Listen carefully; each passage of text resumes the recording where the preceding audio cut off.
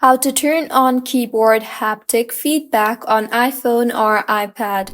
Hello everyone, I am Bishaka and welcome to our channel.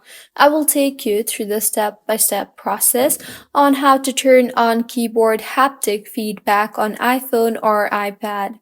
Now, let's get right into the tutorial. With haptic touch feedback, you will be able to know when each keystroke registers because there will be some tactical feedback each time you tap a character on your keyboard. So, to turn this feature on, launch the Settings application on a device. Scroll down and you will see the option for Sounds and Haptics. Tap on that. Scroll down again and under System Sounds and Haptics tab, tap on the Keyboard Feedback option.